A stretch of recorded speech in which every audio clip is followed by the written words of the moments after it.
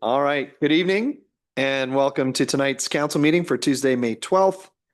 I just want to let you know that this meeting is being live streamed, and if you could please silence all your electronic devices. I don't know where mine is at the moment, but I'll find it later. And as we always do, I will start the meeting with our land acknowledgement. As we gather here today, let us be reminded that the community in which we live, work, and play is situated on traditional, unceded Algonquin First Nation territory. We would like to acknowledge and thank the Anishinaabe people and express our respect and support for their rich history and culture. Could I get a call to order, please? Councillor Kavanagh is absent with regrets this evening. All other members of council are present either in person or electronically. Thank you. And before we move on to the approval of the agenda, I just want to take this opportunity to introduce a new staff member. And so I'm going to ask, already there. I want to introduce Diana Knight, and she is the new Director of Community Services. She is now on the screen. And I just want to say on behalf of council, welcome and wish you all the best. And if you've got a few things to say, now's your time. Mayor, thank you very much. I'm looking forward to meeting all of you. And I know I have met with some of you. I'm also very much looking forward to working with the team and moving forward on council's strategic priorities. Thanks. Thank you kindly. And we will now move on with the bulk of our meeting. Item number 3 is the approval of the agenda, and the recommended motion is that the agenda be approved as presented. Could I get a mover? Moved by Councillor Atkinson online and seconded by Councillor Hinton. Is there any discussion on the agenda? Seeing none, all in favor? Opposed? And that is carried. Disclosure of pecuniary interest and or conflict of interest, a general nature thereof, can be made now or at any point throughout the meeting by notifying the clerk. Item number 5 is the approval of the minutes. Could I get the recommended motion, please? That the council minutes dated April 21st, 2026 be accepted as presented. Moved by Councillor Comley, second by Deputy Mayor Tennant. Any discussion, errors, omissions on the minutes? Seeing none, all in favor? Opposed? And that's carried.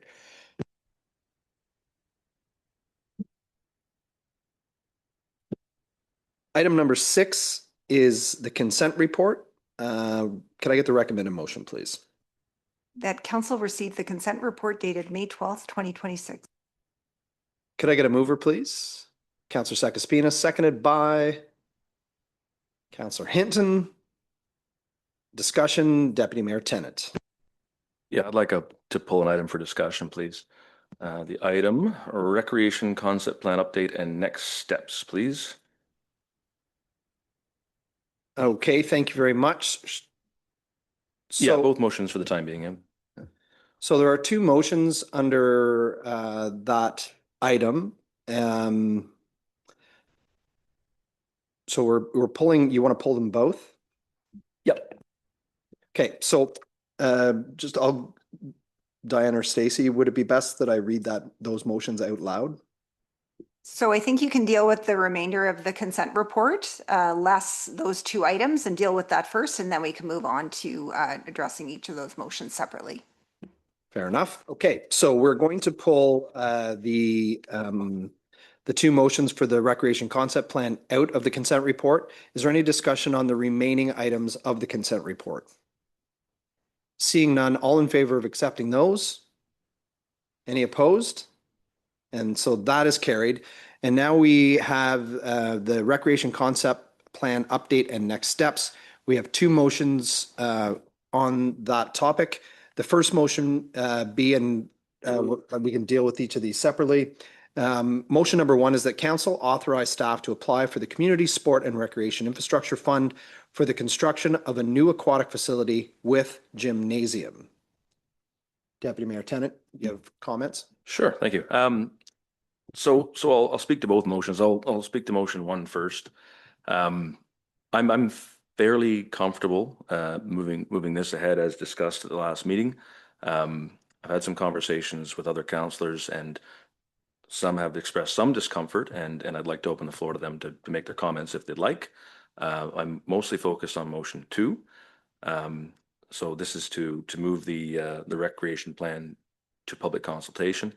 I don't feel like we're ready to do that yet. I don't think we've had enough discussion among ourselves. I don't think we have the project really nailed down that council would like to present to the public for consultation. I would recommend that we take a step back and bring this to the working group one more time so that we can hone in on what the working group thinks is best to present to council, and then the council would agree and then move forward to public consultation. So that's the gist of it. I'd open it up to anybody else who had some comments.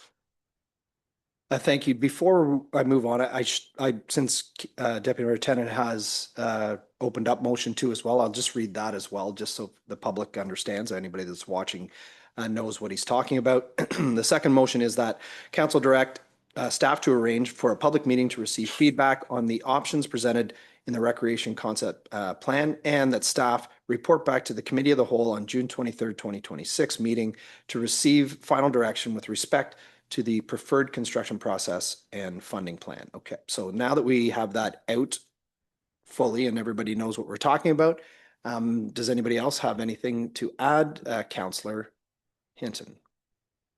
Thank you, Mayor Randall. I'll speak on motion 1 first of all. I agree, Deputy Mayor Tennant, also that this goes back to the working group.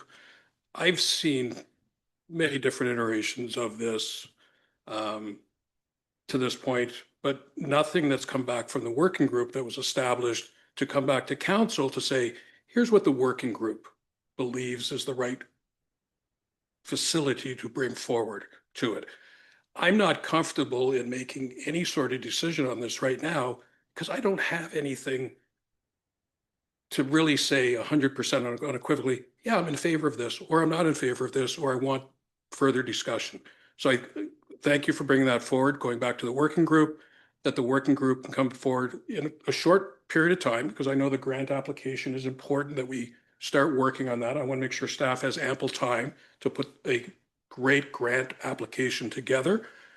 But that's what I would require to make a decision on applying for the grant, as opposed to arbitrarily picking a number of what to apply for. So I look to you 3. You were elected from this council as the best people to bring this to council, and I'm looking strongly for your recommendations back to council on what that would look like. On motion 2, if I may, I do strongly believe that public consultation on this project is imperative. Again, as Deputy Tennant indicated, going out to public consultation right now when us council as a whole don't even have a great idea on what we are looking to bring forward, I think is putting the cart way ahead of the horse here. So I as well would like some more time to look at the entire plan on the concept plan for the recreation before I make any decisions moving forward. I'm just not comfortable right now in moving forward with either motion 1 or 2 without further information. Thank you. Thank you, Councillor Hinton. Councillor Sekaspina. I agree with Mark and I agree with Andrew. I'm not on the working team. So if I'm not on the working team, I don't have any information. And if I don't have any information, how can it go to a public consultation, which you need to do because we're not spending $1.98 here. This is lots of money and we have to be mindful of what we spend. Thank you. Thank you, Councillor Sekaspina. I'm going to go back to Councillor Hinton and then I'll go to Councillor Conley. Sir, if I can just have a follow-up. These working groups are great and we put them together so we can have 3 strong parties of council representing us when we're going through these plans. One thing I'm finding is the communication back to the councillors who aren't on those working groups. A lot of work is done. You've spent hours and hours on those meetings with consultants and with staff. For efficiency, my time, as well as staff's time, where I came in, I was speaking with Ross for an hour or so with a lot of information you guys have probably already done in that working group. I would suggest that when you have these working group meetings, Diane takes impeccable notes on these, that maybe those notes can come to the rest of council. So we at that point understand what you're going through, the challenges, what you're looking at, and then we could kind of look at that for any other questions we may have that you haven't uncovered or other concerns before it comes back to council as a full. I would love to see that implemented on the working groups. Just on on that specific item, I agree with you wholeheartedly, Councillor Hinton. The idea behind these working groups is that we are taking the opportunity to have members of council kind of give direction with the consultation through staff and other entities. The idea is not to shut out members of council who deserve the information as much as we do. And I would apologize to you because I think that it's important that we're not shutting anybody out, and that the more information that we all have, we do it with every other committee that we have where we do minutes. And this is just one that we've, and you're part of other groups that we don't do it either. So we can talk to staff and just ask that those minutes after a working group meeting, as long as we're not putting undue pressure on staff to get that information out within a couple of days, we can disseminate that down to the rest of council, and so that everybody is aware of what's going on. And as you said, does not have us individually taking up staff time. It might go from 10 questions down to 1 question because you've got the minutes at hand. So I thank you for bringing that up. I think it's a great idea. Councillor Conley. Yeah, thank you. I don't disagree. This is a big decision and we've been looking at it for a while, but we have not really narrowed it down to one solid plan. The public meeting is an important part of this step, and we need to be organized and ask the right questions in order to get the right answers. So I don't want this to be rushed. I want to make sure we do it right.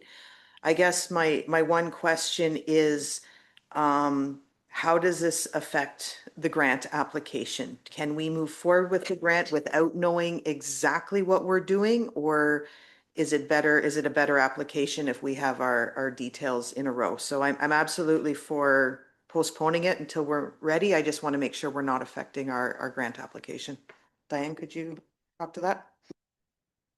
I would strongly suggest that you are instructing staff to apply for a project in particular. So detailing if it's, an 8-lane, 25-meter lap pool, a leisure pool, a learn to swim pool, a 2x gymnasium with walking track as the main features. As long as, we had a motion sort of, detailing that level, then we know what we're applying for. Otherwise, I don't know how to complete a grant application when you're not telling me what to apply for. It's really me deciding, and I don't think that that's right. So for the community. Well, hearing that, I think it's best we wait until we have a solid idea of what we're doing. And if we can meet in the next short period of time, it shouldn't hold it up too much. So I'm in favor of pushing it forward a little bit. Deputy Mayor Tennant. So it doesn't sound like people are comfortable with moving forward in any fashion.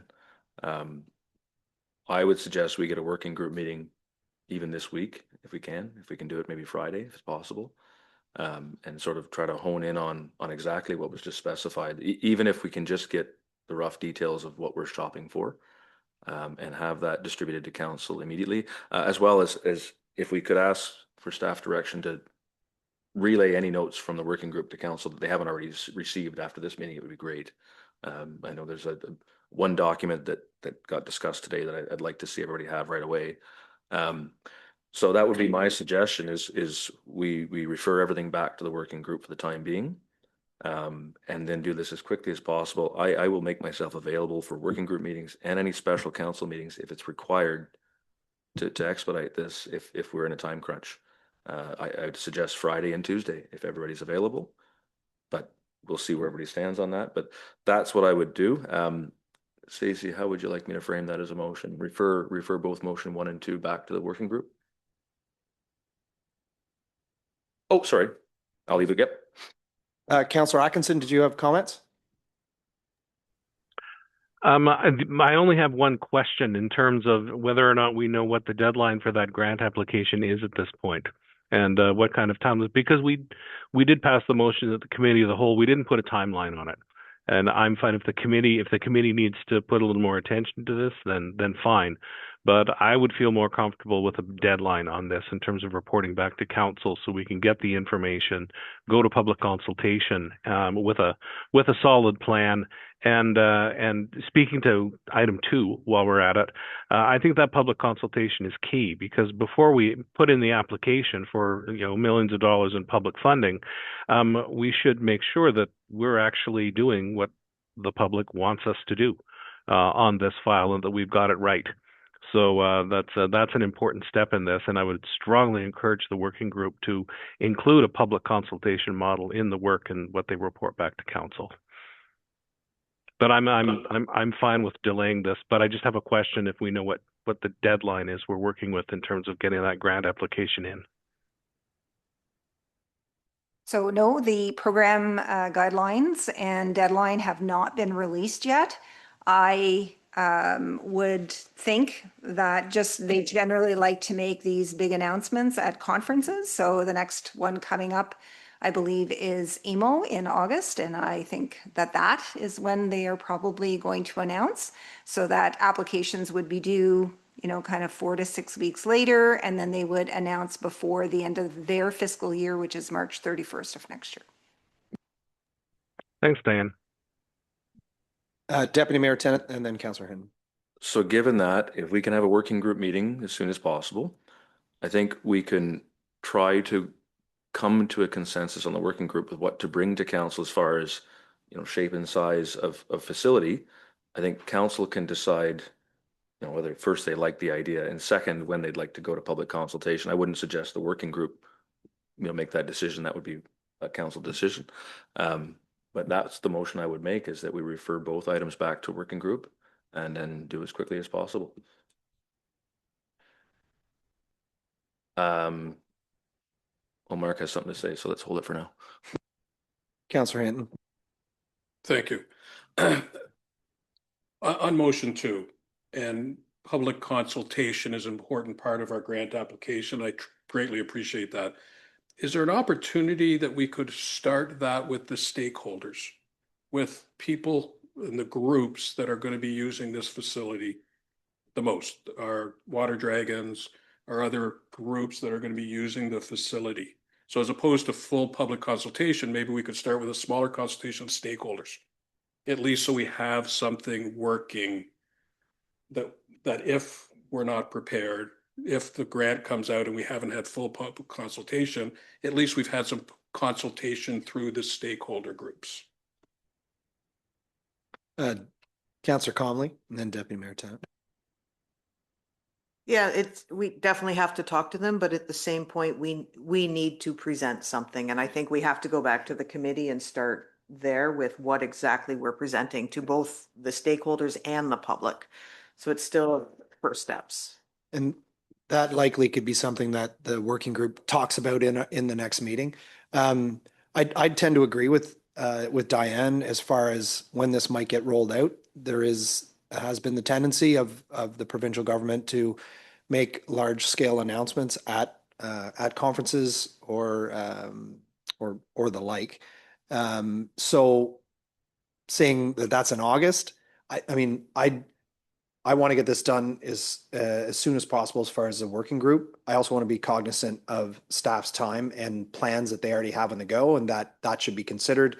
I think we do have a little bit of time, but I would like the next available date that staff and council can get this done. I don't know that if it has to be Friday.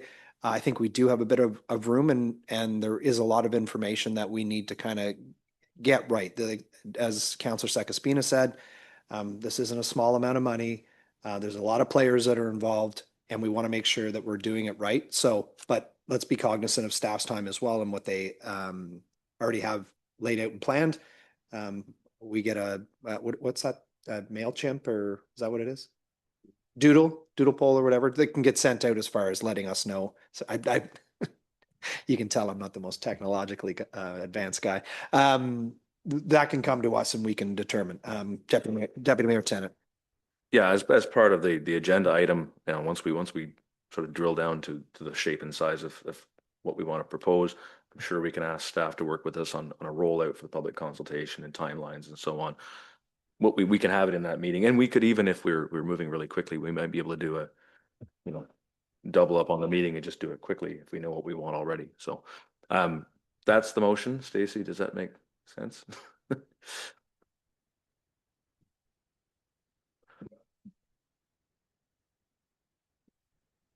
was going to say that the timeline at this point, it's the 26th is the next meeting. We could be ready by then. I'd say, but I mean, I'd hear comments.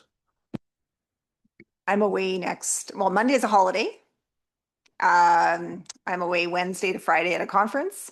So for me, next week is kind of a write-off. Is the 26th, which is, we're doing the agenda next Wednesday. Yeah. So, yeah, so maybe the first meeting, which is June the 9th, might be the next. Yeah, so I mean, we could possibly be ready to present a facility design to council by the next meeting, but we may not be able to start doing public, you know, consultation. So if everybody's okay with that, the working group meets between now and the next council meeting and hopefully has a facility design to put forward. If Ross, does that work? Yeah. Okay. As soon as we can, I guess. Monday? No, Tuesday. What I would recommend is that we put out a doodle poll, thank you, with dates that staff are available and that council can ensure that they're available. First available date that everybody can be ready for. We can, so I don't know that we just say that first available date that. I was just going to suggest that both motions be brought back for discussion in June.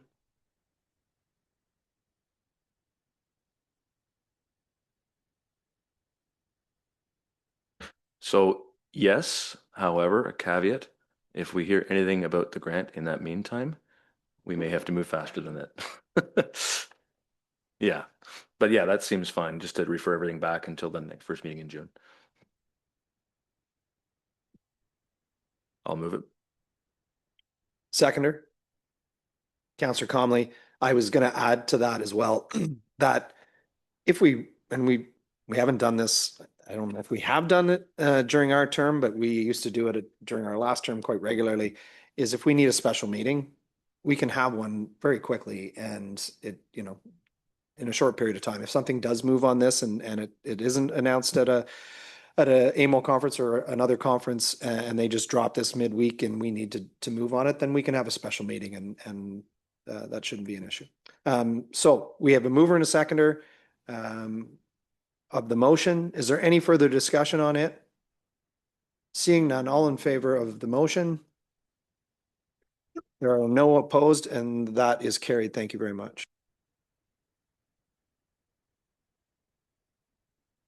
That moves us along to bylaws, of which we have 3. First bylaw is to approve a community improvement plan. Recommend a motion, please. That bylaw 27-2026 to amend bylaw 53-2022 community improvement plan be read a first, second, and third time and finally pass. Could I get a mover, please?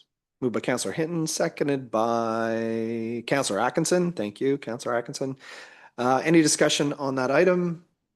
Seeing none, all in favor? Opposed? And that is carried. Bylaw number 2 is to amend a traffic and parking bylaw. Recommend a motion, please. That bylaw 32-2026 to amend traffic and parking bylaw 46-2003 for Emily Street be read a first, second, and third time and finally pass. Thank you. Could I get a mover? Councillor Comley, seconded by Councillor Sekaspina. Any discussion on that bylaw? Seeing none, all in favor? Opposed? And that's carried. Item number 3 is a part lock control of a whole bunch of streets. Could I get the recommended motion, please? That the following part law control bylaws be read a first, second, and third time and finally passed. Bylaw 33-2026 for 49, 53, 55, 61, and 69 Trotman Street. Bylaw 34-2026 for 137, 13, and 15 Utman Crescent. Bylaw 35-2026 for 19, 21, 25, 27, 31, and 33 Utman Crescent.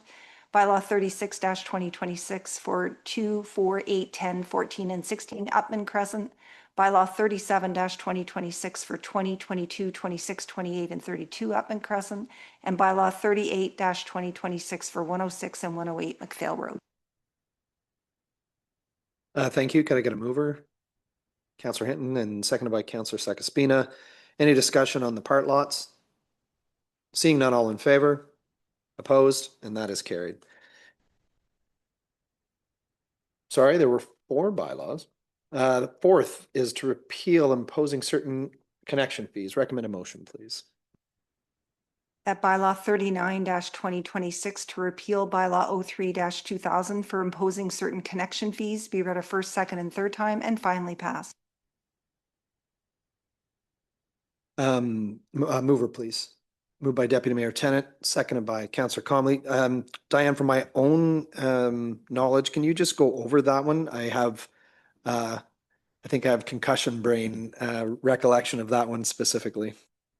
Okay, there was a pipe put in across McNeely Avenue between the independent grocer site crossing over, and we've replaced that pipe in 2025. It was project 26. So the original pipe is no longer in place because we had to upsize it to allow growth within that area between McNeely and Franktown Road. So we're repealing the bylaw that required us to pay back the developer who initially paid for the initial pipe. Thank you. As soon as you started talking, it came back into my memory. Any discussion on that item? Seeing none, all in favor? Opposed? And that is carried. Thank you. That does it for bylaws. Moves us on to announcements, of which I have 3 before I open it up to council. Those announcements are that May 17th through 23rd is National Public Works Week. And we all know what a wonderful public works department that we have and all the great staff that work for the town of Carleton Place and put in efforts, gargantuan efforts at times throughout the year. So thank you very much to all public works, but especially those that work for us here in Carleton Place. May 19th is Personal Support Worker Day, and May 11th through 17th is National Nurses Week. And we all know how very important our nurses are here in Carleton Place, but all over Canada. So thank you. I will now open it up, as I always do, to my fellow councillors, and Councillor Sakaspina. The floor is yours. I just want to remind everybody that the 55 Expo is coming up for all your seniors and youngins out there, June the 4th, 10 to 3 at the arena.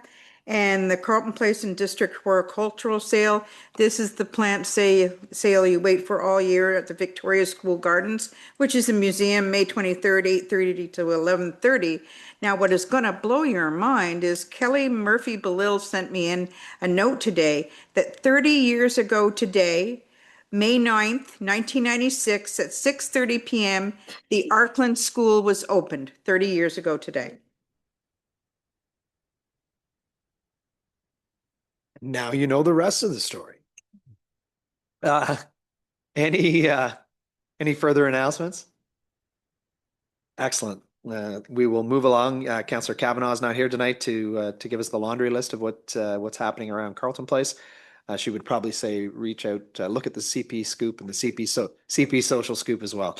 Item number 9 is the confirmatory bylaw. Could I get the recommended motion, please? That bylaw 40-2026, confirmation of council proceedings for May 12th, 2026, be read a first, second, and third time and finally passed. Thank you. Could I get a mover, please? Councillor Hinton, seconded by Deputy Mayor Tennant. Any discussion? Seeing none, all in favor? And that's carried.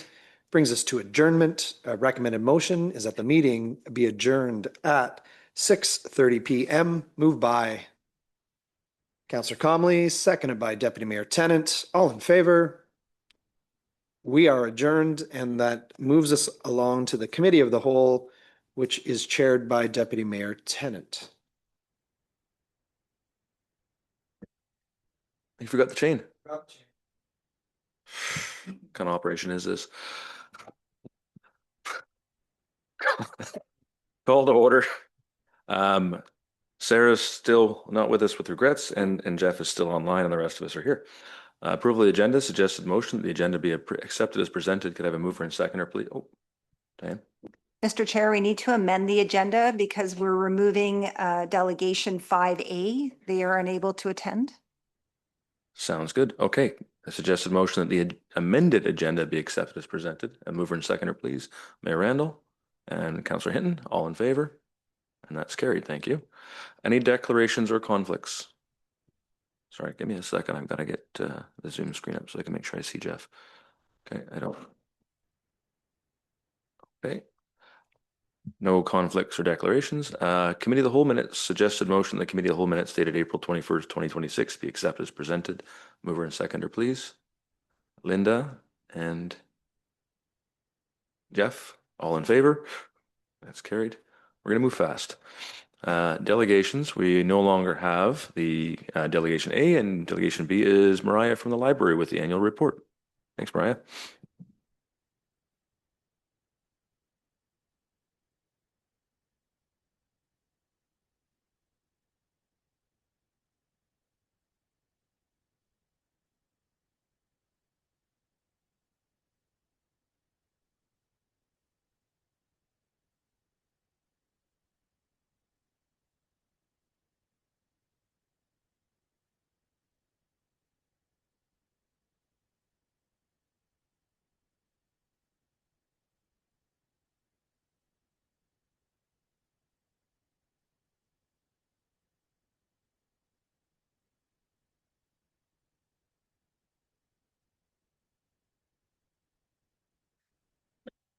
Thank you all for having me. My name is Mariah Castle. I'm the CEO of the Carleton Place Public Library, and I'm here tonight to present the Carleton Place Public Library's annual report for 2025. Quickly, we have a mission and vision statement. I don't often read them, so I thought I'd take the opportunity tonight. Our mission is creativity, exploration, and inclusion. We inspire our community by connecting people to their passions. And our vision for the future is where the library is the beating heart of a strong and engaged community. Just quickly about your library, we are located in the heart of Carleton Place. We are open 53 hours a week. We offer a wide range of programs, services, and items to circulate. We have about 40,000 items in our collection. That includes audiobooks, magazines, and more. We also offer hundreds of thousands of new and classic ebooks and e-audio, passes to national museums, local amenities. We have puzzles. We have a small library of things that includes very popular radon detectors and more.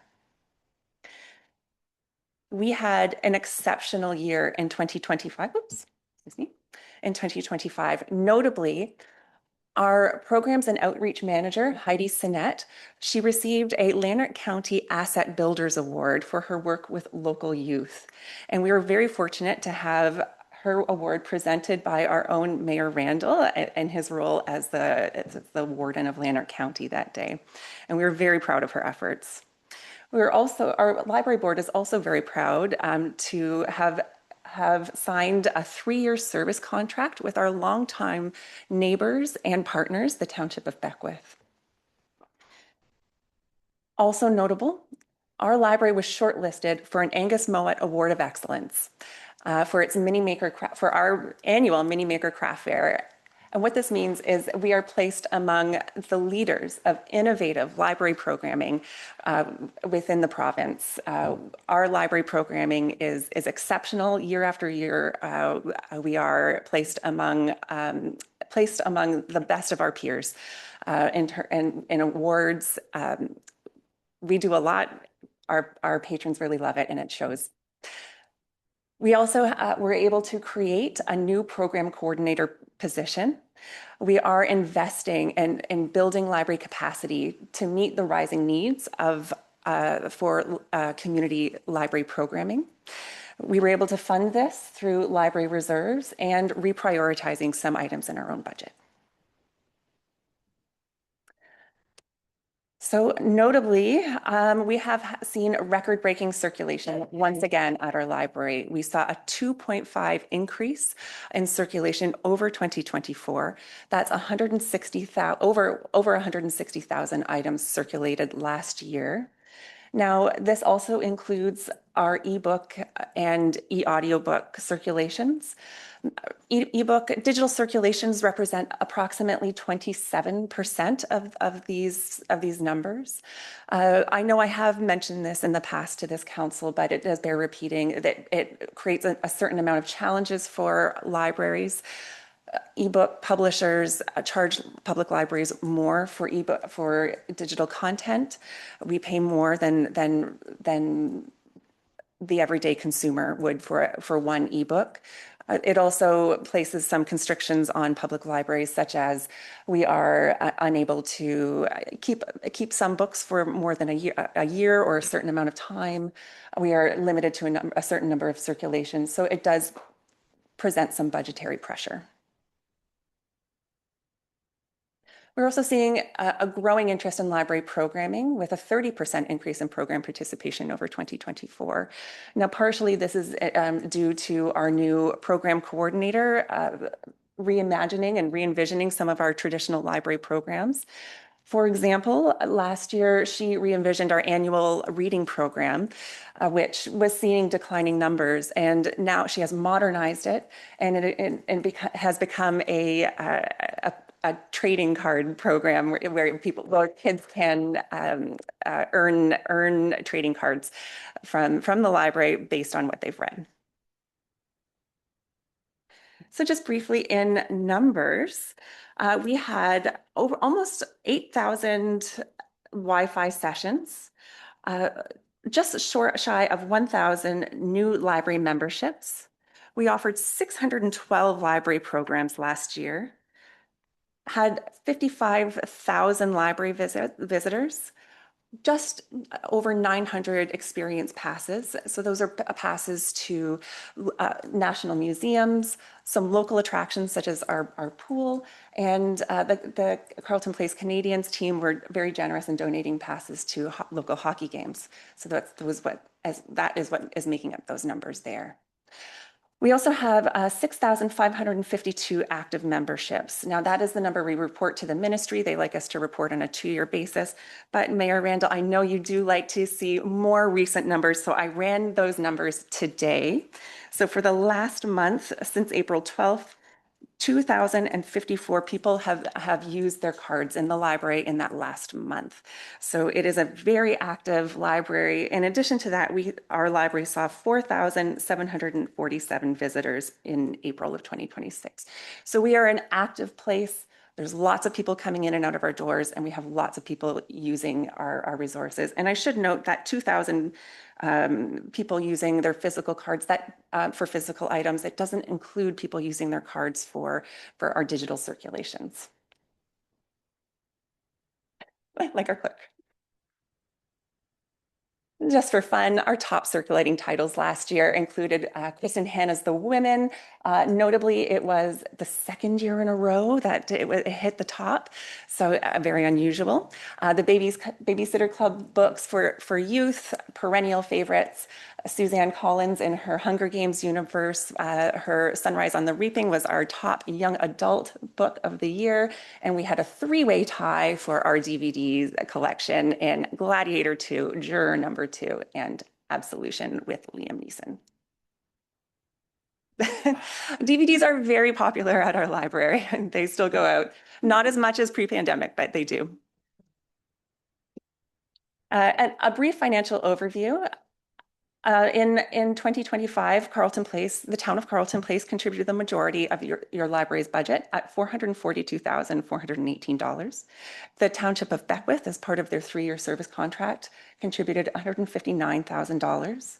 We brought in approximately $50,000 in fines, fees, room rentals, and some other revenue sources. And the little orange sliver there was $22,000 from our reserves.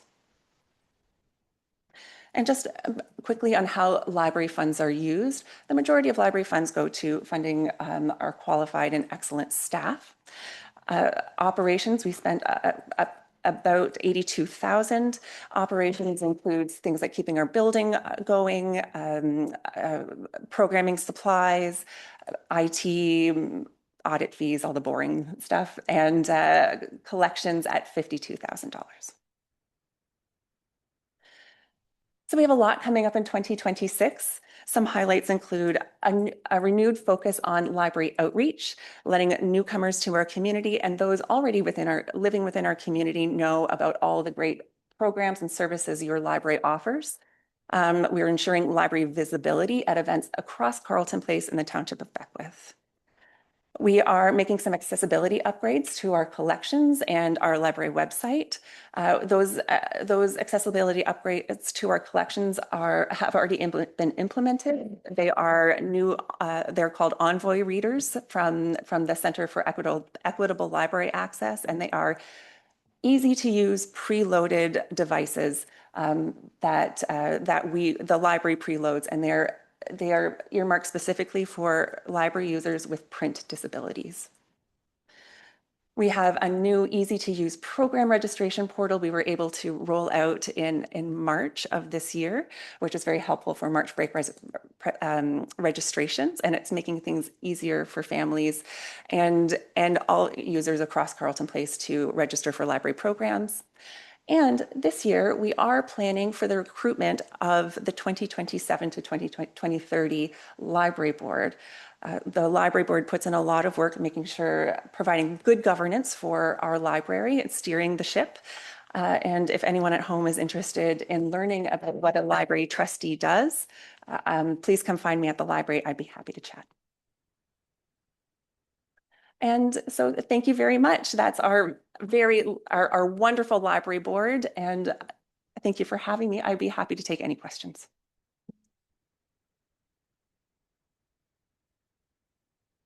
Hello, Mariah. Hello. Sorry about that. I was just so excited to speak to Mariah. Thank you for everything you do. I know how hard it is to do on a limited budget, but that's what the Friends of the Library that you're going to start creating is for. Is that true? Just like in Almont, where they have that and raise exorbitant amounts of money? We have a nascent Friends of the Library group. They are very, very new, but they are wonderful. They are so keen, and they have already had one successful event under their belts. And for anyone hoping to catch up with them and learn a bit more, they will be at the Lilac Festival in Franktown coming up. So if anyone is interested in joining, please do. But they're going to be an active group. Just that our Mary Cook plaque is almost ready to go up next to our Leslie McFarland one, the second one on the Author's Walk. So did you want to say anything about that? We are very happy to celebrate the contributions of Mary Cook to our community, and we will have a plaque going up shortly. Any other questions or comments from Ryan? Mark? Thank you. As the council representative on the library board, I will say it has been an absolute pleasure to work with yourself and the entire board for the last 3.5 years. It's a hardworking group. We've had multiple challenges over this term on the board, and the entire board has come up in spades with everything that we do as a working group with the board. So it's been an absolute pleasure working with you and the board. Councillor Sekos-Spina kind of stole my thunder about the Friends of the Library. She did ask if I wanted to go first, but I said no. Really, really exciting. This is something that we on the board have been working on for the last 2 years in putting together Friends of the Library to help offset the costs of running the library, bring in some additional revenues that we weren't currently getting to offset the municipal dollars towards the library and just help the library overall. So again, as you said, super excited with that group and looking forward to some good things coming out of them. So thank you very much. Awesome. Thank you. Mayor Rindle. Thank you for the presentation. I truly do appreciate the updated numbers. That's always good to see how many people are actively using our library, and over 2,000 is a great number. I see it on a regular basis as people are constantly going in and out of the library as I do work in my front yard. You did note that there was money from fines. Did we not forego fines before? Have we changed that? Did I miss something?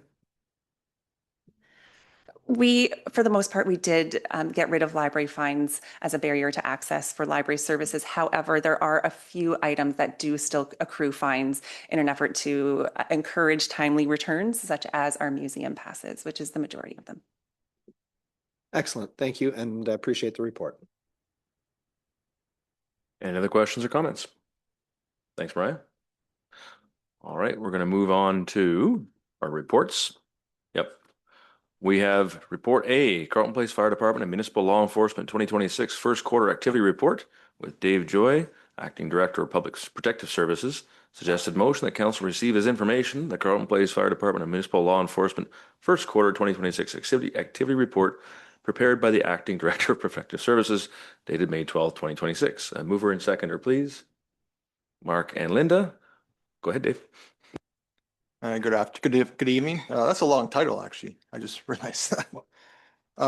My first quarter report for the fire bylaw and municipality is for the fire department. We have 5 new recruits to start their training January 1st. It's 250 plus hours.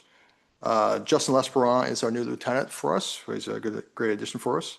Marty McKittrick, a local boy, 20 years on the fire department. Good for Marty. Captain Jay Jackson decided to retire after 22 plus years. A little history here. Jay's a second generation firefighter. There's 64 plus years in there, give or take. So he'll be duly missed, of course. Municipal bylaw. 2 of our bylaw officers are attending the conference in Toronto, or Ottawa, excuse me, this year. It's the first time he's been here for several years. Emergency management. We just found out yesterday that we're in compliance with the province for our act. So that was great news to hear. We had our first meeting and the first of this quarter as well for emergency management. Any questions? Thanks, Dave. Questions or comments? Dana? Just a couple questions.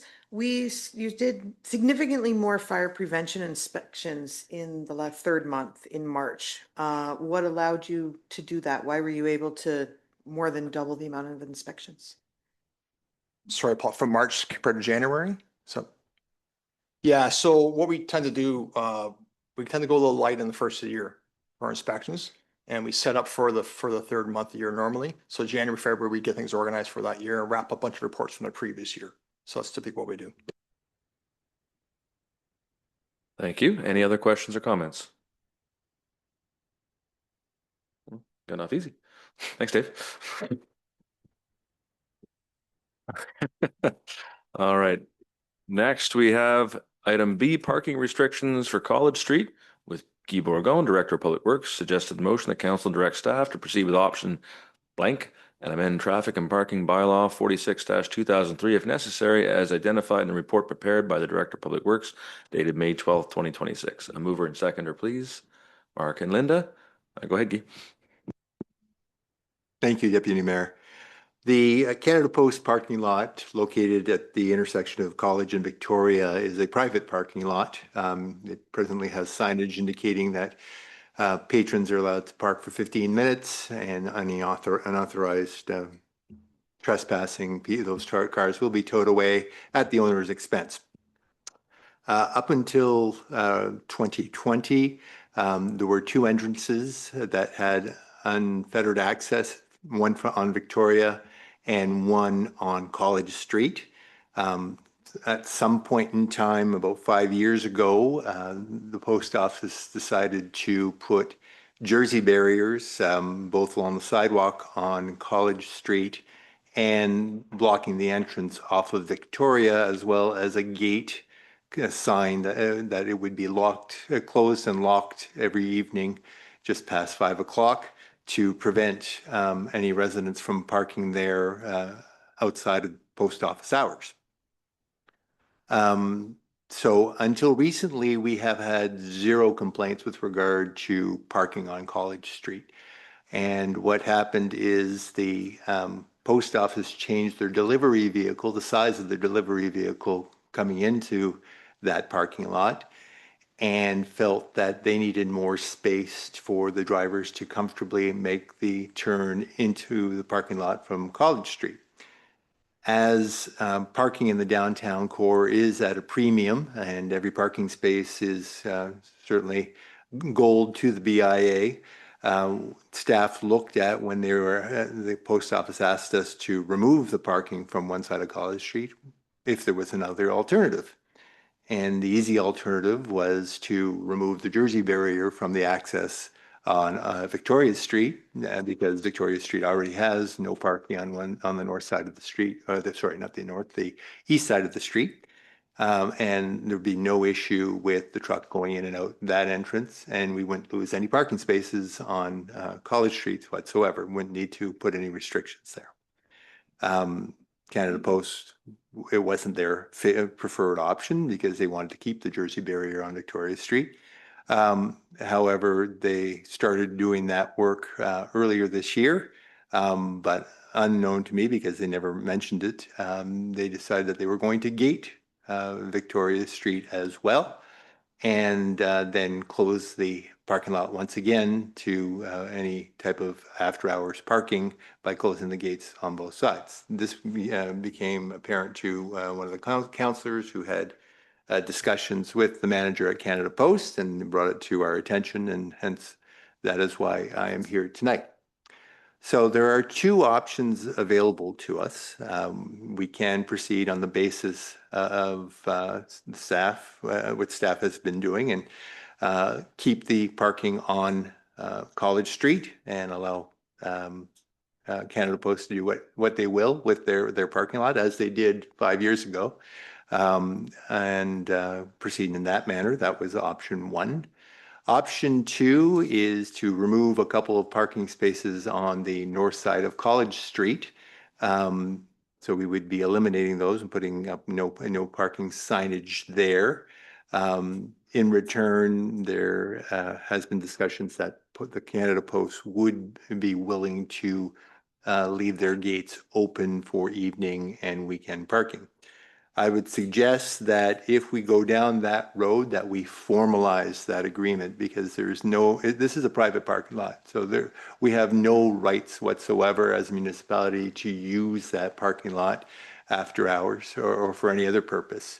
So if we're going to go with an option two such as that, I would suggest that we get into some form of memorandum of understanding or another agreement with Canada Post indicating that they will not be closing any gates on Victoria or College Street, and will allow public parking to occur after 5 p.m. on evenings and on weekends, so that we can make use of that parking lot and have signage to that effect, so that members of the public also know that they can use that parking lot without fear of being locked in by a closed and locked gate after hours. So with that, I will take any questions that you may have. Thank you, Guy. Questions and comments? Dana? Do we know if Canada Post is willing to enter into agreement and allow for signage that says it is for evening and weekend parking? Through the chair, at this point, we do not. I was waiting for council direction on which option we wanted to proceed with before broaching that with Canada Post. Okay, because I'm not opposed to giving up 2 parking spaces if it gives us, 15 parking spaces in the evenings and weekends. But they can't just be for people willing to disobey the sign. It has to be for everyone, and it has to be known it's for everyone. If we can enter into a deal with that, then it's actually a decent trade-off to have additional parking for evenings and weekends, but it has to be insured.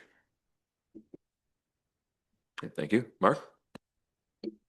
To Councillor Comley's comment, I have been in conversations with the manager of the Canada Post here in Carleton Place. They are familiar with what we're going to be asking for the memorandum of understanding, as well as the parking signs on that lot. And confirmation back this afternoon, they're in full agreement. They'd have no issues with that.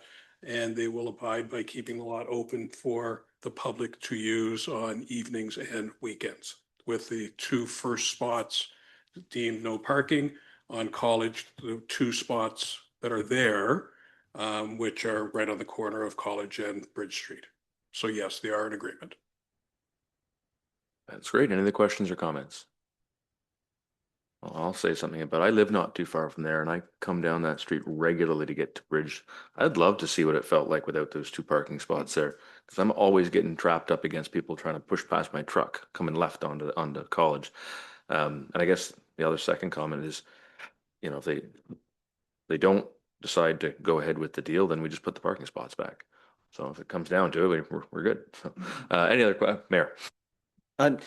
Yeah, I wouldn't want to get into the game of taking them away and then they close the lot and putting it back. I don't think that's going to happen, quite frankly.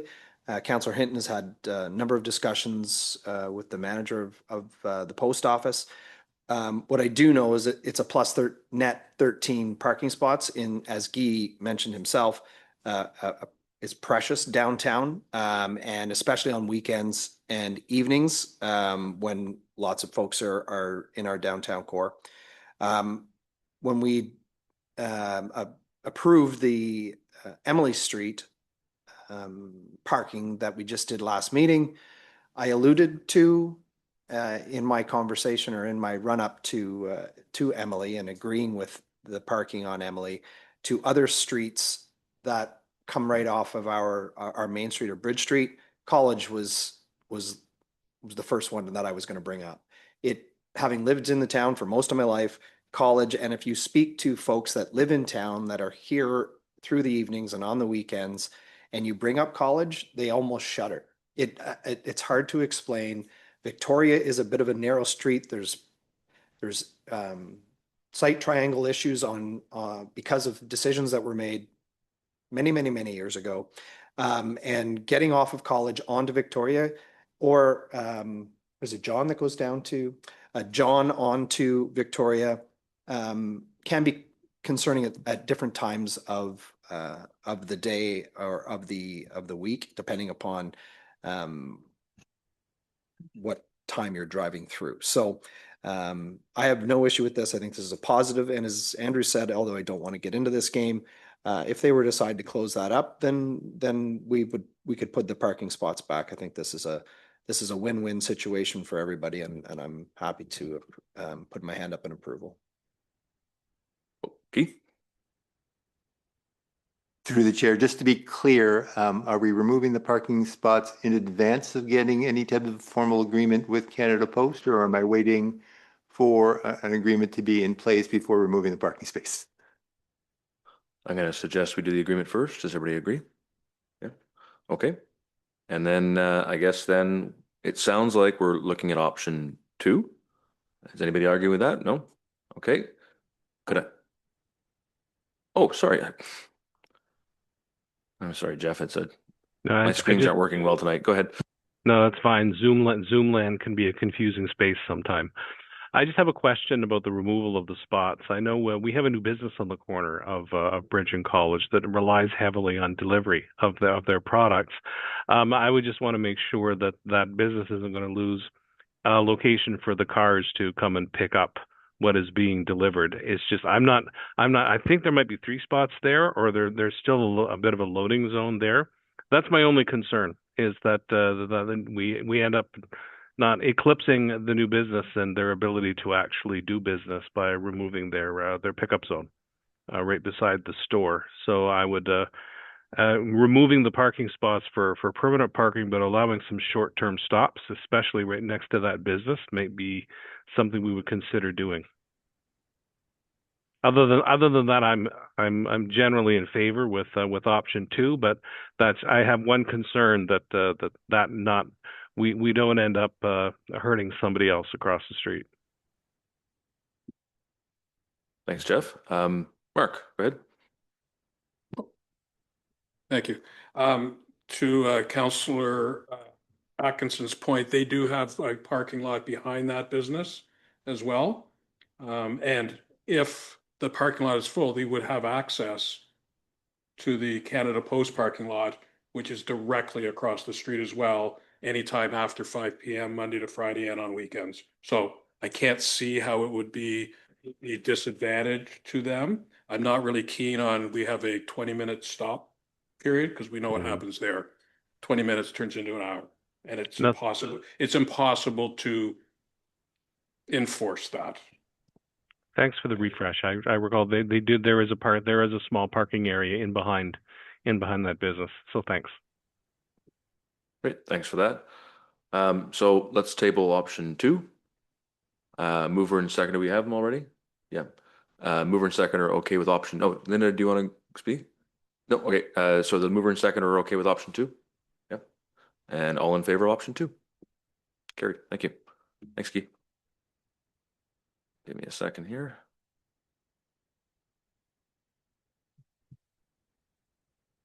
We are at item C, canteen request for proposal with Joanne Henderson, Manager of Rec and Culture. Suggested motion that council authorize staff to enter into a lease agreement with Matt Waters for the operation of the canteen for a period of 3 ice seasons from 2026 to 2029, and for a lease to own an arrangement for the canteen equipment commencing July 1st, 2026, as outlined in the report by the Manager of Rec and Culture, dated May 12th. Mover and seconder, please.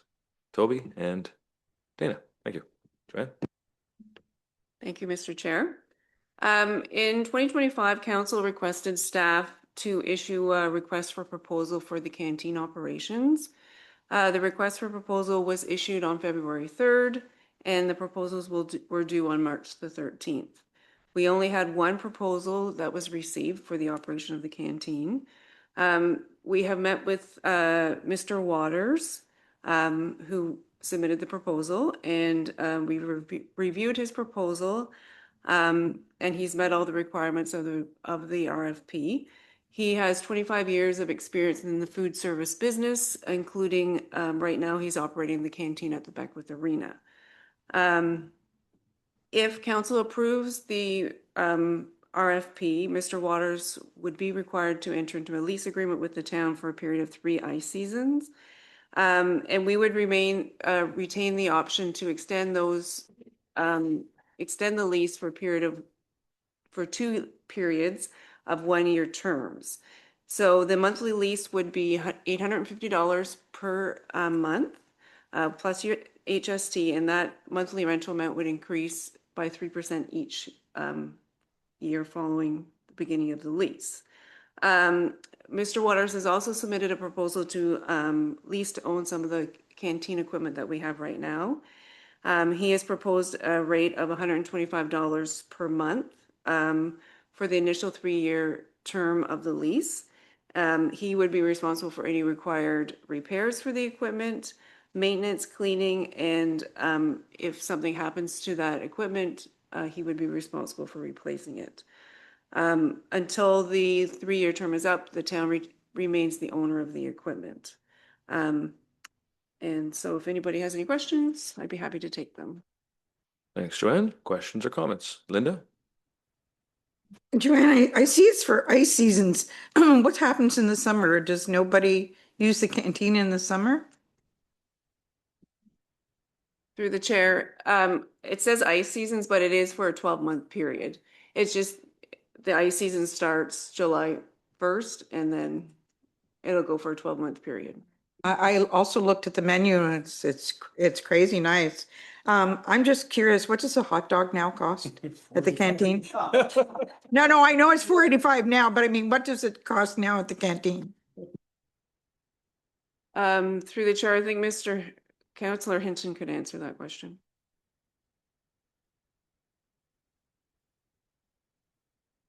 The answer is $2.25, and they are fantastic. Yeah. Thank you. The hot dog was a topic of discussion when this came up. Any other questions? Oh, go ahead, Joanne. Sorry, I forgot to mention that we did bring the proposal to the working group, and we did discuss this before bringing this to council. Yeah, the working group supported it. So, Dana. I'm not on the working group, so I haven't seen the actual RFP. I'm assuming he holds his own insurance for this. Yes, that is correct. He would have to provide his own insurance and any WSIB requirements as well. Great. Mark? just so you can clarify for everybody, Joanne, within the RFP, there were certain hours of operations that have to be abided by the owner of taking over the canteen. Do you have those hours just so everyone knows? It's because it is extended hours more than what we're currently doing. And I think that was an important part of what we were looking for someone to take it over. So if you have those handy, that'd be great. Through the chair, for the months of July and August, it would be Monday to Friday from 10:30 till 2:30 and 5 till 9. And that's to cover the hockey camps that happen in July and August. That's why it's open during the day. Generally in July and August, our weekend rentals are very sparse. So that's why we haven't included any times for the weekends during July and August. September to April, Monday to Friday from 5 till 9, Saturday and Sunday from 8 till 9. And then May and June, Monday to Thursday from 5 till 9. And Mr. Waters would have the opportunity to open up with any additional hours that he chose. Great. Dana? Sorry, I thought of one more question. A number of years ago, our environmental committee worked hard to reduce plastic water bottles in our facilities, and we put in water bottle filling stations, and we stopped the sale of plastic bottles at the arena. Will that continue under this contract? Yes, that's correct. It's included in the RFP.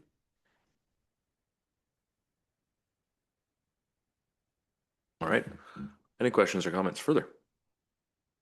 Mayor Randall.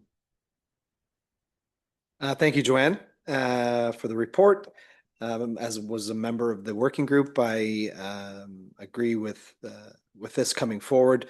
You made mention that in the summer our weekend rentals are sparse. I would love if the recreation department and staff would really work at making them not so sparse. It's very, very encouraging. We did work to the arena to keep one rink open year round, and kind of what I think most of us envisioned is actually happening when you drive by right now, where normally both our ice surfaces would have been pulled by now. I go by on the weekend and I'm not going to say it's packed, but there's good usage, it seems.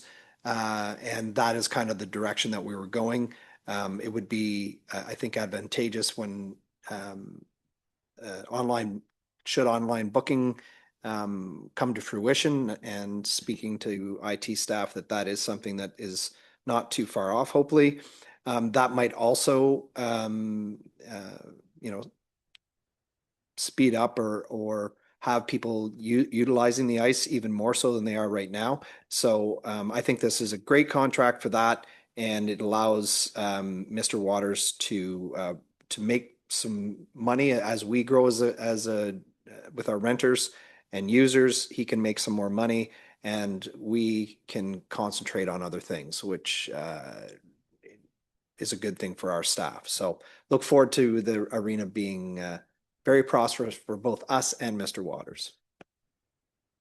Great. Joanne? Just one further comment. I just want to mention for the month of May, our weekend rentals have increased since last year as well. The only months that are the ones that are a little bit more difficult are June and July.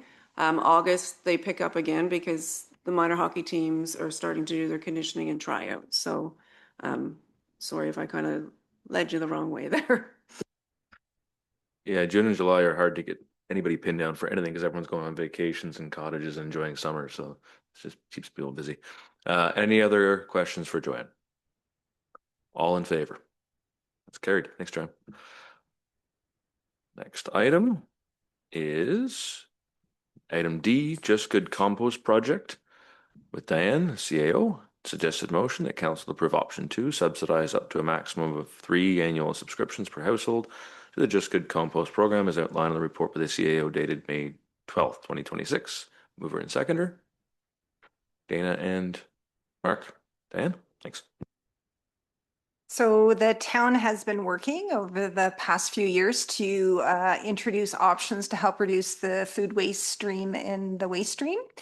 And Just Good Compost is the most recent one that we have added to our menu of options. Unlike the food composter, the countertop food composter and a backyard composter, this is a service as compared to a product that you would buy. And we so far the uptake hasn't been a lot. In our budget for 2024, 25, and 26, we allocated $25,000, which allows for 333 households to sign up for a $75 subscription that we offer. As a way of, hopefully getting people to talk about it a little bit more with their neighbors and such, I am suggesting that perhaps we allow for up to 3 one-year subscriptions to get people really using it and working with it. Though I do have other options that if you want to continue to subsidize it, this then would become an annual budgetary thing, or just leave the program as it is. It's just, I just thought we could look at extending it a little bit. So if you have any questions.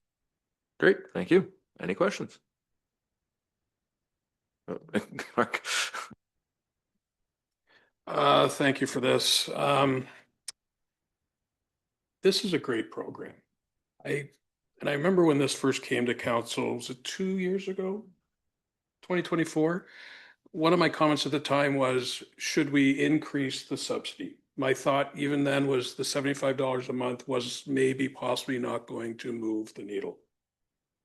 A year, $75 a year, thank you, not a month, $75 a year wasn't gonna move the needle. And when I see the report and the uptick hasn't been nearly as strong. We have not even got up to the 300 homes yet. I'm going to come back to, does it make more sense as opposed to running the same program where we know what's happening, keep doing what we're doing at $75 a year? Is there another opportunity that maybe we double the incentive for the next year as opposed to continue going where we're going? $150 subsidy per year, I think will get more people on, because 75, quite frankly, is not moving the needle. It's a great program once you're on it. I love the program. I use it. And I'll continue using, subsidized or not. I would love more people to use the program. And I think increasing the subsidy from 75 a year to 150 a year would get more people to try the product. And I think once they try the product, they're going to realize how quick it is, how easy it is. There's no smell. They pick it up, you put it outside, they pick it up, they give you a clean bucket.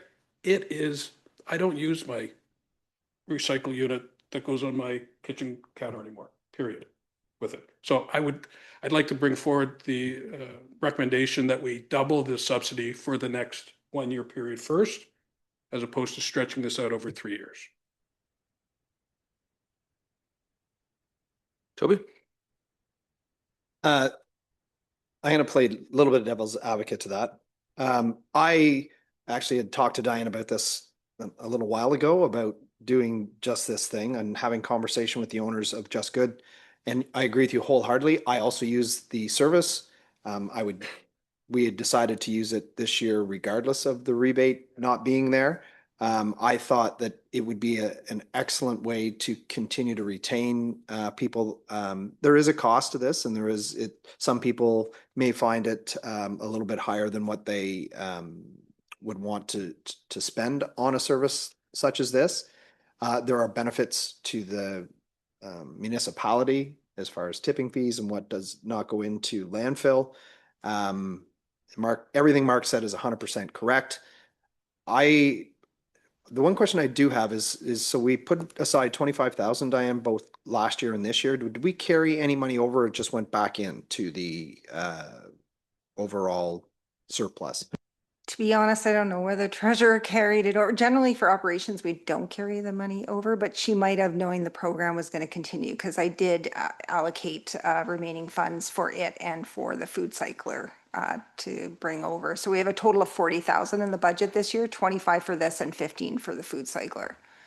But to be honest, I don't know whether she carried the remaining funds from last year or she may have. Thank you. I think I'd be in favor of continuing with the 75 and doing that rebate. I don't know that the 150 isn't a budgetary decision that we would do at the time of budget, not kind of midstream. I guess I'd be open to having conversations, whatever everybody else would feel about that. I'm fully in favor of continuing with the 75 and pushing this program because it is a very good program and does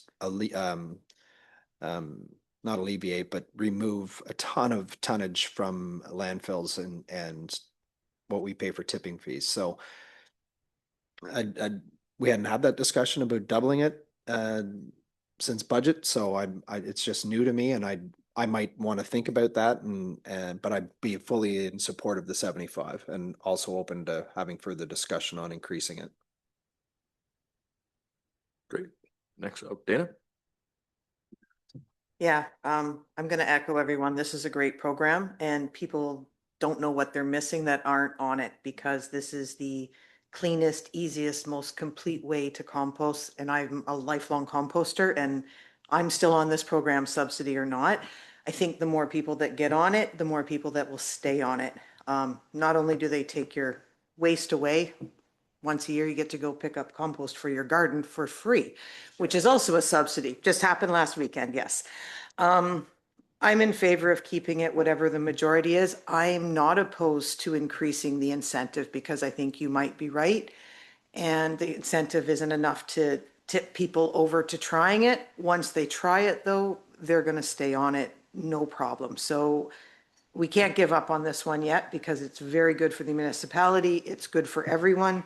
So maybe we continue with the 75 for now and have budgetary discussions next year about how to increase it and incentivize it a bit more. Toby? Sorry. Yeah, I guess my concern would be is if we doubled it, Mark, and then next year, like eventually, I guess the future councils could decide to continue putting money towards this. But if we ever did cut it off and it went from the cost of it, whatever it is, 285 or whatever it might be, and all of a sudden you're not getting any subsidy, how many people would drop off of it then? I agree with you, Dana. We use it, and my wife is a lifelong, environmental person, and because of that I am, and I think it's a wonderful program. I'd just be concerned that if we remove that 150, that all of a sudden people might drop off it. But again, I think I could be convinced to do it. Mark. Thank you. Just to follow up on Mayor Randall's comments about the budget, and Dan, you're gonna have to correct me because we're going on the fly here, but my understanding, there's been about 150 residents have taken up the program. 120, sorry. And we've subsidized up to 333, I think is the number, residents. The 25,000 divided by 75 is 333. So if 200 more people came on at $150, we're at $30,000, and we have already budgeted 25,000. We're talking, and that would be if we got fully up to the 333 residents. I don't think there's going to be, once people get on the program, quite frankly, I think at the regular non-subsidized rate of $275 a year, like, I don't know about the subsidy. I didn't know prior, and I got my renewal, and I renewed with no subsidy. Like, it was a no-brainer. So I think as quicker we can get this to 330 people using this service is great for everybody and great for the municipality as well. And I don't think there's a budgetary issue, because we have it budgeted and we're looking for about 200 additional people to maximize the subsidy. Because once we hit that number, the subsidy is over. We've been very clear on that. Jeff, have you got a hand up or no? I can't tell. Go to Linda first and then come back to me. Sure. Linda, go ahead.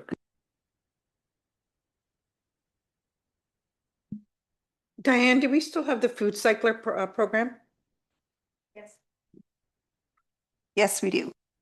So which program does better? Well, I can tell you, we've been doing the food cycler a lot longer, and we initially did 100. We then did another 100, and then we did a subscription for 450. So we had a total of 650. We're down to 75 units. So we've done it kind of bit by bit over, I don't know, 5 years, I think. Do they compete against each other? I think they're different programs.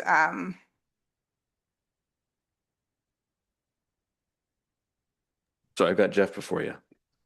Yeah, Jeff. Yeah, I could get behind what Councillor Hinton is proposing. We have the money in the budget. It would now how we promote this is something I think we need to think about. If it was up to me, I'd make the program free for subscribers and just find the money in the budget to provide it as a green bin program for people in Carleton Place. But I don't think the owner has the capacity for that level of service yet. So maybe someday. But if Councillor Hinton wants to put the motion forward to double the subsidy for the remainder of the year and then have this revisited at budget time for the next council, then I'm willing to second that motion. Thank you. Toby? Yep. So just quickly, so the two are totally different.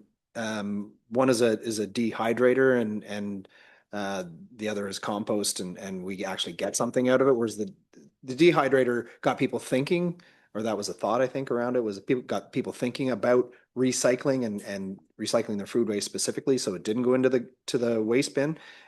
This one is a true compost and it's again clean and everything that everybody said. My question is and I've lost my phone and I had to actually do multiplication for the first time and I don't know how long. We have $25,000. What you're proposing, Councillor Hinton, increases that a fair bit. It like 333 times 150 is. You can do 166 at 150. Right. And we're at 120. So if you had 40 more, we've spent our budget. Perfect. So that's what I'm saying. If we added 40, that's good. You were talking about getting us right to the 333. If you did that, we're into the 40s. I want to make sure that we're all aware that if we double it to 150, which I'm not opposed to, that's adding 40 more people. If you're looking to really add bodies to this, if we went to the 333 that the 25,000 was going to take care of, you're almost into $50,000. In the middle of the year on the fly, I don't know that we want to add $25,000 to this program.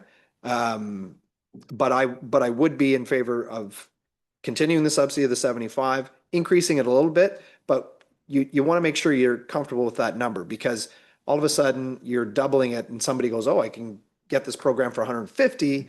And all of a sudden we have like 100 people apply for it.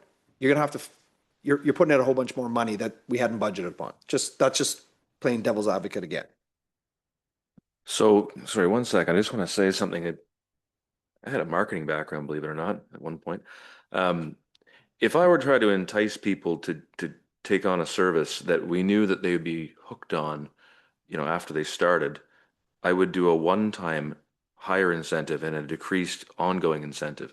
So you'd start with the first one high, but I do think it would be a budget conversation if we wanted to drastically change those numbers. And I'd love to see a report like that, where it would be, the first time you sign on for the service, you get a bonus, and then in subsequent years it would be reduced or something, just to get certain people to try it who might not be feeling comfortable spending that kind of money up front. And then once they realize how great it is, they're more comfortable. So, I mean, I don't know, that's my suggestion, but Mark, go back to you. Sorry. So we currently have 120 users, which means we're 200 under what we initially said we would subsidize. I'm looking not to re-subsidize another 330 homes. I'm saying to bring us to that number is about 200 homes, 200 additional homes. If you're currently on the program like I am, I'm not expecting a subsidy this year. No, I'm a current user. That is what this is. This $75 would be going to the existing customers, so that the 120 are going to get the $75 rebate. What you're suggesting is that to entice more people, we double it which would only allow us to add 40 more people to it. Because if you're going to give it to the new 40, you're going to have to give it to the folks that have already been doing the program for a year, that, in my opinion. So just be wary. And again, I'm not saying that this is the wrong decision. A great program. We should be encouraging people to use this. We have a budget of $25,000. And if we're going to go substantially above that, we need to have a further discussion to increase and find the money where it's going to come from. And I'm open to that discussion. But right now, the 75 is beneficial to keep the existing 120 going, maybe entice a few more. But we need to, if we're going to increase it, we need to find a number that is palatable so that we're not blowing this budget right out of the woodworks in the middle of a year. So what I'm going to recommend here, if everyone's willing, is if Councillor Hinton wants to develop something with staff and try to come up with a program that works for staff and for the budget and everybody, we would defer this. Councillor Hinton would speak with staff and come back at another meeting with a proposal, because we have 3 options here and that's not one of them. And it would be great to get this fleshed out and we could have all the budget numbers and so on. And then Mark's idea could come forward as one of the options. Sound good? Wonderful. If council's approved is good with that, then I will take that on. I'll second your motion. So Mark moves to defer. I'll second. Do you have a timeline you want to put on that? Yeah, and I think it should. June, first meeting in June as well. I'm away in PEI for a week, the following week. So first meeting in June, please. That's workable. Okay. Mover Mark, seconder me, all in favor. Thank you. Moving on. Item E, CAO report, delegated authority. With Diane, suggested motion that council receive as information the CAO's delegated authority report dated May 12, 2026. Mover and seconder, please. Dana and Linda. Dan? So these are 2 really great news items for the town. So we did put out our road construction program for 2026 to tender. We ended up receiving 2 bids. It was put on Merck, so there was an opportunity to get lots of bids, but we ended up with 2 at the end. At the end of the day, we have savings of just about $745,000 on the program. I'm just going to let you know that at the May 26th meeting, staff is proposing coming back to propose adding a couple of roads to the 2026 program. So expect that at the next meeting. The second item that's in here is for the replacement of the roofs at the Carenbeck Community Center. So it's the one over the gymnasium and then the balance of the Carenbeck Community Center, not the pool roof. We already did that. We had savings there of $633,000 approximately. So total savings for this report is about 1.377 million. And if we look at year to date from my last report that I brought forward, we have savings of just under $1.725 million. So I'll ask if there's any questions, but that's in the report. Is there any questions? Mayor Randall? Sorry, Diane, did you say that the next meeting is when we'll be discussing adding? Okay, so I'll leave my questions to that meeting or talk to staff about it before that meeting. Thank you. Perfect. Any other questions or comments? All in favor? Carried. Thank you. Moving on to new and other business. We have a delegation meeting request for AMO. Suggested motion that council provide direction for the submission of AMO conference delegation requests. I don't know if we need a suggested motion if we don't have any delegation requests, but mover and seconder. Does anybody have any ideas for what we might want to go to AMO and beg for? Mayor Randall. We talked about this in our pre-meeting and we really couldn't come up with anything specific, but we did say out loud it's a wasted opportunity to not. I think it says a couple of things. First off, I think we're being very well run. We've had a lot of work done over the course of the last 3 years. We have a lot of projects underway. We've gotten a lot of grants. So kudos to staff and council to working together to to have delegations that have borne fruit for us. I think it would be if we could put our heads together for the next couple of weeks and think of something that we might, when this comes to council, we might add an item or two or send it to Diane. But I think it's an opportunity for us to remind ministers that Carleton Place is still here and still growing, and we still have pressures, and that we could probably find something to discuss. I had a conversation today with the Deputy Commissioner of the OPP with regards to a discussion, and we've gone through a process, and Diane actually made mention that we might talk about that, but I don't know if that's something that we want to do in the future. But I think it would be something we should really think hard about if we can find something to get in front of ministers, just for the fact that we want Carleton Place to still be on the radar. Diane? I just looked up. The deadline is Friday, May the 22nd to put the delegation request in, which is before our next meeting. So if you got an idea, let's hear it. Mayor Randall? Diane, could we think about this for the next week and then send them to you? Is there a way to and again, maybe the answer is no, but do we have to pass it through a motion of council to present those?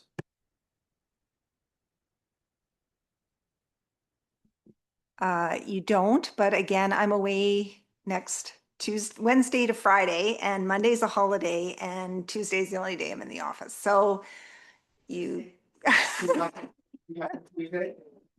I've got to work on it on Tuesday if so.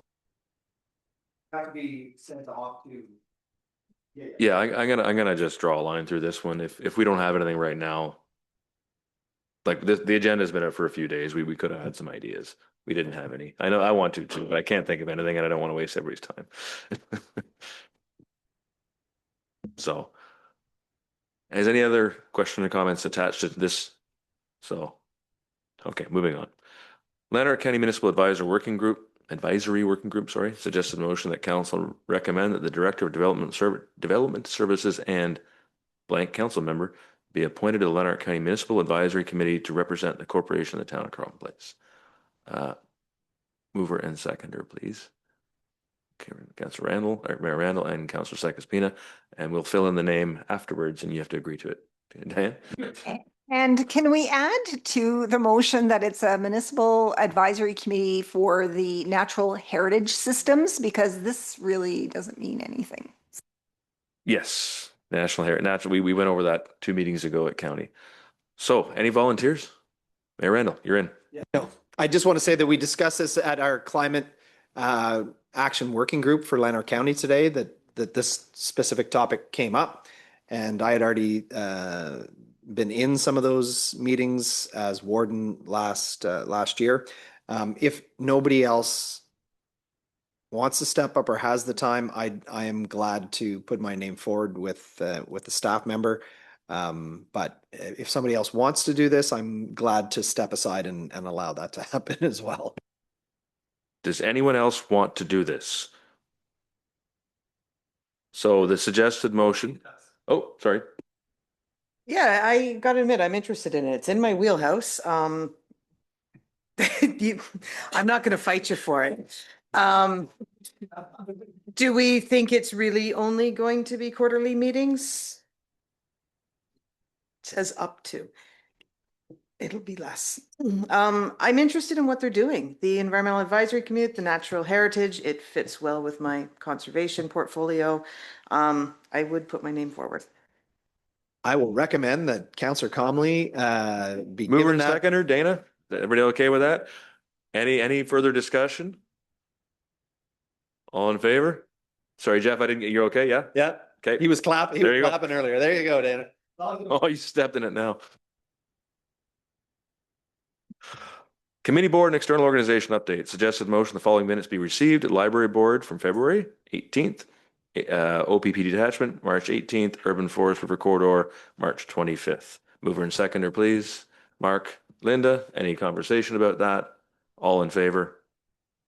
That's carried. Information listening, impact 2025 performance report.